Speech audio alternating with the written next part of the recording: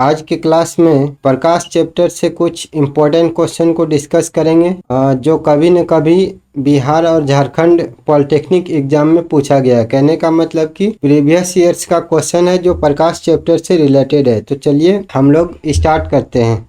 सबसे पहला क्वेश्चन देखिए क्या है, हजामत बनाने में किस दर्पण का उपयोग होता है। हजामत बनाने में और शेविंग मिरर के रूप में हम लोग अवतल दर्पण का उपयोग करते हैं। क्यों करते हैं? क्योंकि अवतल दर्पण में क्या होता है कि जब ऑब्जेक्ट पोल और फोकस के बीच में होता है तो इसका प्रतिबिंब बड़ा बनता है और सीधा बनता है, दर्पण के पीछे बनता है। इससे हम लोगों को फायदा क्या होता है कि जैसे शेविंग करते समय अगर एक दो बाल कहीं पर छूट गया तो उसका प्रतिबिंब अवतल दर्पण में बड़ा बनेगा और वो छोटे छोटे बाल बड़े बाल के रूप में दिखेगा। लेकिन समतल दर्पण में ये चीज नहीं हो पाता है। समतल दर्पण में जितना साइज का ऑब्जेक्ट रहता है उतना ही साइज उसका प्रतिबिंब बनता है और जितना दूरी दर्पण से रहेगा उतना दर्पण के पीछे बनेगा। तो इससे हम लोगों को फायदा नहीं हो पाता है कि जैसे कि छोटा छोटा बाल है तो छोटा ही प्रतिबिंब बनेगा, लेकिन अवतल दर्पण में जब ऑब्जेक्ट फोकस और पोल के बीच में रहता है तो उसका प्रतिबिंब बड़ा बनता है, जिससे हम लोग छोटे छोटे बाल को आसानी से देख पाते हैं। तो इसका सही आंसर हो जाएगा सी नंबर, अवतल दर्पण। नेक्स्ट क्वेश्चन देखिए, मानव आंख को दिखने वाले प्रकाश तरंग दैर्ध्य है। देखिए मानव आंख को दिखने वाला प्रकाश तरंग दैर्ध्य जो होता है वो 400 से 750 नैनोमीटर के बीच में होता है। 400 जो होता है वो बैंगनी कलर का होता है और 750 जो होता है वो रेड कलर का होता है। तो इसके बीच में अब देखिए कि इसके बीच में कौन सा ऑप्शन में दिया हुआ, सी नंबर 600 नैनोमीटर आता है इसके बीच में, जो कि मानव आंख को दिखने वाला प्रकाश तरंग दैर्ध्य है। इसका करेक्ट आंसर हो जाएगा सी नंबर। नेक्स्ट क्वेश्चन देखिए, प्रकाश वर्ष बराबर होता है कितना। सबसे पहले प्रकाश वर्ष को समझ लीजिए क्या है। प्रकाश वर्ष दूरी को मेजर करने के लिए एक यूनिट है। इसमें जब बहुत बड़ा बड़ा दूरी को मेजर करना रहता है, जैसे कि सूर्य से पृथ्वी का डिस्टेंस कितना है और पृथ्वी से चंद्रमा का डिस्टेंस कितना है, तो ये सब डिस्टेंस को मेजर करने के लिए हम लोग प्रकाश वर्ष या फिर पारसेक का यूज करते हैं। तो प्रकाश वर्ष है क्या चीज, तो एक वर्ष में प्रकाश के द्वारा तय किया गया दूरी प्रकाश वर्ष कहलाता है। और एक प्रकाश वर्ष में कितना किलोमीटर होता है, तो इसका ऑप्शन हो जाएगा डी नंबर। यहाँ पर देखिए 9.46 इंटू 10⁻12 किलोमीटर है। अगर मीटर में पूछा जाए तो यहाँ पर 3 जीरो और बढ़ जाएगा तो हो जाएगा कितना, 10⁻15 मीटर हो जाएगा। अगर मीटर में पूछा जाए तो 9.46 इंटू 10⁻15 मीटर। किलोमीटर में अगर पूछा जाए तो 10⁻12, और अगर सिर्फ इसके 10 के रूप में पावर के रूप में पूछा जाए तो ये हो जाएगा 10⁻16 मीटर। क्योंकि यहाँ पर देखिए 9.4 लगभग 10 के बराबर है, तो इसको हम लोग यहाँ पर एक 10 और बढ़ा दिए तो 15 1 16 हो गया। तो आप लोग प्रकाश वर्ष समझ लिए, दूरी मापने का एक यूनिट है और एक वर्ष में प्रकाश द्वारा तय किया गया दूरी को प्रकाश वर्ष कहते हैं। और एक प्रकाश वर्ष में 9.46 इंटू 10⁻12 किलोमीटर होता है। मीटर में 10⁻15 हो जाएगा और सिर्फ 10 के पावर में अगर पूछा जाए तो 10⁻16 मीटर हो जाएगा। चलिए नेक्स्ट क्वेश्चन देखते हैं। देखिए, एक अपसारी लेंस द्वारा निर्मित एक वास्तविक वस्तु का प्रतिबिंब कभी नहीं होता। मतलब अपसारी लेंस का मतलब क्या समझते हैं आप लोग। देखिए अपसारी लेंस मतलब अवतल लेंस। अवतल लेंस में जो प्रतिबिंब बनता है वो कैसा होता है और कैसा नहीं होता है। यहाँ पर पूछ रहा है कभी नहीं होता। पहले हम लोग समझ लेते हैं कि उसमें क्या क्या होता है। तो अवतल लेंस में आभासी प्रतिबिंब बनता है, सीधा बनता है और वस्तु की तुलना में छोटा बनता है। लेकिन क्या नहीं होता है, उसमें वास्तविक कभी नहीं बनेगा। समझे, अवतल लेंस में किसी भी वस्तु का प्रतिबिंब वास्तविक कभी नहीं बनता है। तो ऑप्शन नंबर हो जाएगा डी, ऑप्शन नंबर डी सही हो जाएगा। नेक्स्ट क्वेश्चन चलिए देखते हैं। जब फोकस दूरी एफ वाले एक अभिसारी लेंस का प्रयोग आवर्धन कांच के रूप में किया जाता है तब वस्तु की दूरी अनिवार्यतः होनी चाहिए। यहाँ पर देखिए अभिसारी लेंस मतलब उत्तल लेंस और आवर्धन कांच। आवर्धन कांच का मतलब क्या होता है कि अगर किसी लेंस का उपयोग हम लोग किसी वस्तु का बड़ा प्रतिबिंब बनाने के लिए, बड़ा प्रतिबिंब देखने के लिए उसका यूज करते हैं तो उसको आवर्धन कांच कहते हैं। तो आवर्धन कांच कुछ नहीं है, सिर्फ एक लेंस ही है। इसको कब आवर्धन कांच बोलेंगे, जब उसका उपयोग हम लोग कब करते हैं कि किसी वस्तु का प्रतिबिंब बड़ा देखने के लिए, तब उसको आवर्धन कांच बोलते हैं। ये रियल में है क्या चीज, तो ये लेंस होता है। कौन लेंस होता है? अभिसारी लेंस होता है। इसमें क्वेश्चन हम लोगों का क्या पूछ रहा है कि जब फोकस दूरी f वाले एक अभिसारी लेंस का प्रयोग आवर्धन कांच के रूप में किया जाता है तब वस्तु की दूरी अनिवार्यता होनी चाहिए। कहने का मतलब कि कब हम लोग उत्तल लेंस का उपयोग आवर्धन कांच के रूप में करते हैं। तो आप लोग जानते होंगे कि जब उत्तल लेंस में वस्तु प्रकाशिक केंद्र और फोकस के बीच में होता है तो उसका प्रतिबिंब बड़ा बनता है, सीधा बनता है और जिस ओर वस्तु रहता है उसी ओर बनता है। इसका मतलब कि वस्तु यहाँ पर पूछ रहा है वस्तु की दूरी अनिवार्यता होनी चाहिए। तो वस्तु का दूरी प्रकाशिक केंद्र और फोकस के बीच में होना चाहिए। तो यहाँ पर देखिए ऑप्शन में कौन ऑप्शन में दिया गया है, f से कम। f से कम मतलब प्रकाशिक केंद्र और फोकस के बीच वाला दूरी f से कम कहलाएगा। इसका ऑप्शन नंबर ए सही हो जाएगा।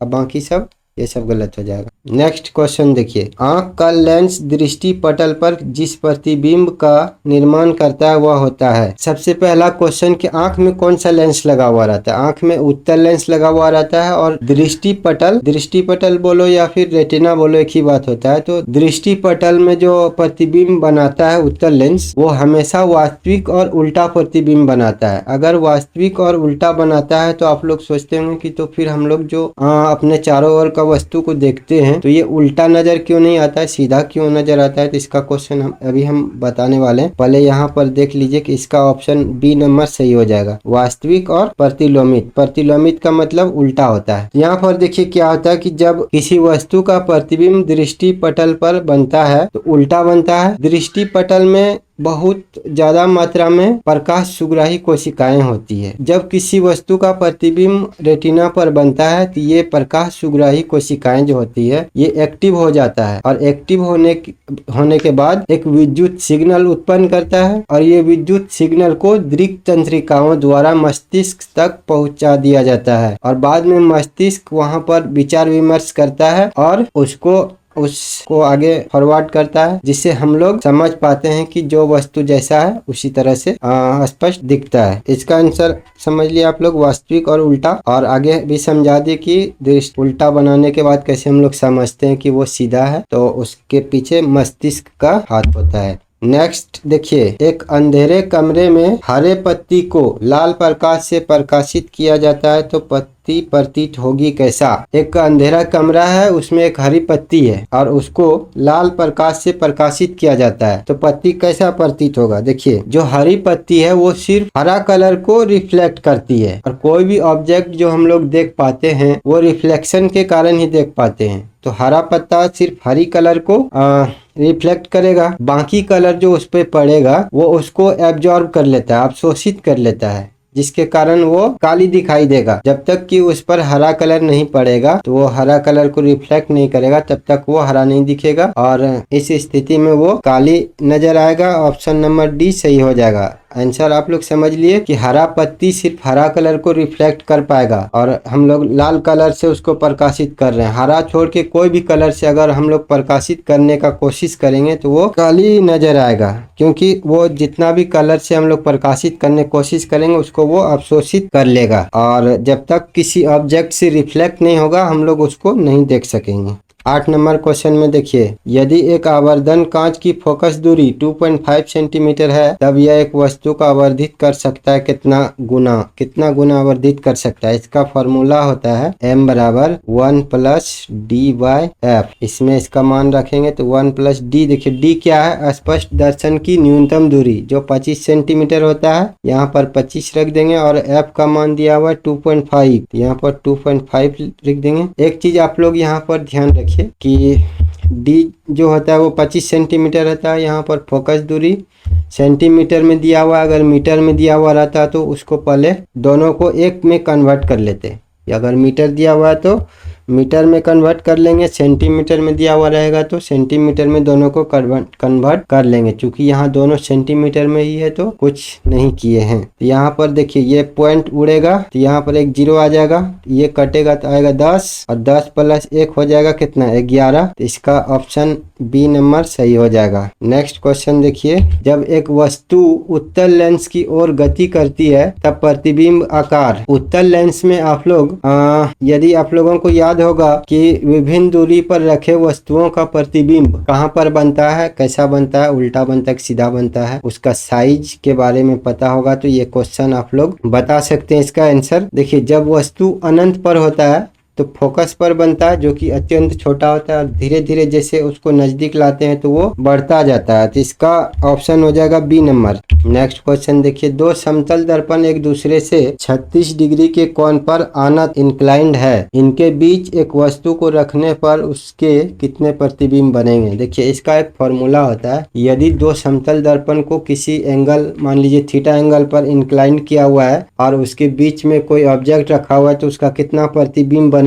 प्रतिबिंबों की संख्या n बराबर होता है 360 डिग्री बटे थीटा और -1, ये फॉर्मूला होता है। तो इसमें जब इसका मान पुट करेंगे तो 360 डिग्री और बटे 36 -1, तो इस कट के आएगा यहाँ 10 और -1 तो 9, इसका आंसर आ जाएगा 9। ऑप्शन नंबर सी सही हो जाएगा। नेक्स्ट क्वेश्चन देखिए, ये भी इम्पोर्टेंट क्वेश्चन है। हवा के बुलबुले को पानी के अंदर चमकते नजर आने का कारण क्या है। इसका कारण होता है पूर्ण आंतरिक परावर्तन। ऑप्शन नंबर सी सही होगा। नेक्स्ट देखिए, अवतल दर्पण में अगर वस्तु को फोकस और पोल के बीच रखते हैं तो प्रतिबिंब की स्थिति क्या होती है। अवतल दर्पण में आप लोग जानते हैं कि जब फोकस और पोल के बीच में वस्तु को रखते हैं तो उसका प्रतिबिंब दर्पण के पीछे बनता है, आवर्धित बनता है और सीधा बनता है। तो इतना सारा चीज में ऑप्शन में यहाँ पर देखिए क्या है, डी नंबर इसका सही हो जाएगा कि जब अवतल दर्पण में वस्तु को फोकस और पोल के बीच में रखा जाता है तो उसका प्रतिबिंब दर्पण के पीछे बनता है, सीधा बनता है और आवर्धित बनता है। डी नंबर ऑप्शन हो जाएगा। नेक्स्ट क्वेश्चन में देखिए क्या है, मानव नेत्र में निकट दृष्टि दोष को दूर करने के लिए उपयोग में आने वाला लेंस होता है। निकट दृष्टि दोष के लिए अवतल लेंस होता है। ऑप्शन नंबर बी सही हो जाएगा। इसका एक शब्द है दुरुत्तल, इसको याद आप लोग रखिएगा। दुरुत्तल मतलब कि दूर दृष्टि के लिए उत्तल लेंस का उपयोग होता है तो निकट दृष्टि के लिए अवतल लेंस का उपयोग होगा। ये सिर्फ याद रखने का तरीका है, कोई लॉजिक नहीं है। लॉजिक इसका अलग अलग है जो कि थ्योरी क्लास में डिटेल्स में हम लोग देखे हैं। नेक्स्ट क्वेश्चन में देखिए क्या है, प्रकाश के निम्नलिखित रंगों में से किसका न्यूनतम तरंग दैर्ध्य है। देखिए इसका सीरीज याद रखना है आपको किस तरह से, इस तरह से होता है इसका रॉय GBI भी। जो सबसे ऊपर में रेड कलर है इसका तरंग दैर्ध्य सबसे ज्यादा होता है और वायलेट का सबसे कम होता है। तो ऊपर से नीचे जैसे जैसे जाएंगे उसका वेवलेंथ घटते जाएगा। तो इस ऑप्शन इसको आप लोग याद रखिएगा। जैसे रॉय हो गया, रॉय किसी आदमी का टाइटल होता है, जैसे होता है ना झा जी, मंडल जी, यादव जी, वैसे रॉय जी हो गया और लास्ट में क्या BI भी। इस तरीके से इसको याद रख सकते हैं। और जो ऊपर में है रेड कलर इसका वेवलेंथ सबसे ज्यादा और जो नीचे है भी वायलेट कलर इसका वेवलेंथ सबसे कम। तो इस सीरीज के हिसाब से यहाँ पर ऑप्शन में देख सकते हैं आपकी इन चारों में से किसका तरंग दैर्ध्य सबसे कम है। हालांकि अगर 7 कलर में बात किया जाए तो वायलेट कलर का सबसे कम होगा वेवलेंथ, लेकिन हमको इन चारों में से देखना है। तो सबसे ज्यादा तो लाल का हो जाएगा, ये ऑप्शन नहीं होगा। उसके बाद है ऑरेंज तो इसमें है नहीं। येलो, पीला, उसके बाद है ग्रीन यहाँ पर है हरा। उसके बाद है ब्लू, नीला। ये वाला जो है ऑप्शन नंबर सी इसका सही हो जाएगा कि इन चारों में से सबसे कम वेवलेंथ नीला कलर का होगा। अगर 7 में बात किया जाए तो वायलेट कलर का सबसे ज्यादा होगा, सबसे कम होगा। ठीक है, नेक्स्ट क्वेश्चन देखिए, सभी वास्तविक प्रतिबिंब कैसा होता है। वास्तविक प्रतिबिंब अभी तक जितना हम लोग पढ़े हैं उससे पता चलता है कि वास्तविक प्रतिबिंब उल्टा होता है और उसको पर्दे पर प्राप्त किया जा सकता है। तो इसमें 2 ऑप्शन जो है बी और सी दोनों सही है, तो ये क्वेश्चन बोनस में गया होगा। नेक्स्ट क्वेश्चन में देखिए, एक अभिसारी लेंस की फोकस दूरी से दूर एक वस्तु का हमेशा प्रतिबिंब बनेगा कैसा। अभिसारी लेंस मतलब उत्तल लेंस में जब वस्तु को फोकस से दूर रखेंगे यानी कि फोकस और अनंत के बीच में रखेंगे तो उसका प्रतिबिंब कैसा बनेगा, वास्तविक बनेगा और उल्टा बनेगा। बड़ा छोटा के बारे में हम लोग कमेंट नहीं कर सकते क्योंकि उसका निश्चित स्थिति लोकेशन पता नहीं है। जैसे कि यहाँ पर देखिए ऑप्शन बी में दिया हुआ है कि आकार में समान। आकार में समान जब बनेगा जब वस्तु 2f1 पर होगा। आकार में छोटा जब वस्तु अनंत पर होगा तो अत्यंत छोटा बनेगा। लेकिन यहाँ पर क्वेश्चन में दिया है कि फोकस दूरी से दूर। फोकस दूरी से दूर वो कहीं पर भी हो सकता है। ऐसे केस में हम लोग ये बी और सी पर कमेंट नहीं कर सकते हैं कि क्या होगा, लेकिन ये डी नंबर पर निश्चित बोल सकते हैं कि उसका वास्तविक और उल्टा बनेगा। ठीक है, तो इसका आंसर हो जाएगा डी। और नेक्स्ट क्वेश्चन देखिए, एक अवतल दर्पण एक सीधा प्रतिबिंब तब बनाएगा जब वस्तु की दूरी। अवतल दर्पण में सीधा प्रतिबिंब कब बनेगा? जब वस्तु पोल और फोकस के बीच में होगा। पोल और फोकस के बीच में देखिए यहाँ पर ऑप्शन में दिया हुआ है एफ के समान। एफ के समान नहीं होगा, एफ से कम। एफ से कम मतलब हुआ क्या? एफ से कम मतलब पोल और एफ के बीच। तो इसका ऑप्शन नंबर बी सही हो जाएगा। 18 नंबर क्वेश्चन देखिए, एक माध्यम का अपवर्तनांक है 1 से कम, 1 के बराबर, 1 से अधिक। एक माध्यम का अपवर्तनांक जो है वो 1 से कम भी हो सकता है, बराबर भी हो सकता है और अधिक भी हो सकता है। इसलिए इसका आंसर हो जाएगा डी नंबर, इनमें कोई भी।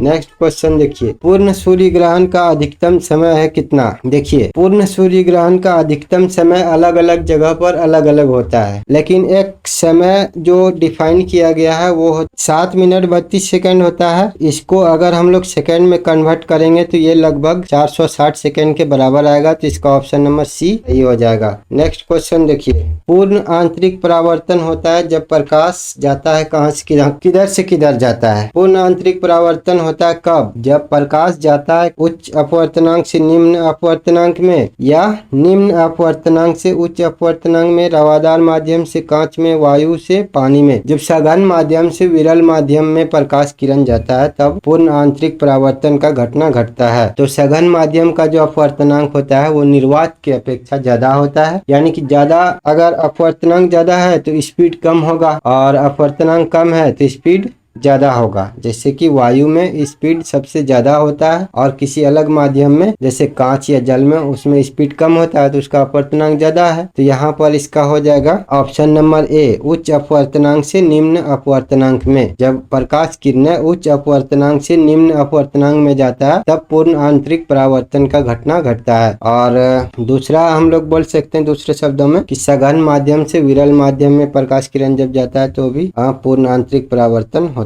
है। तो आज हम लोग यहीं पर अपना क्लास को एंड करते हैं।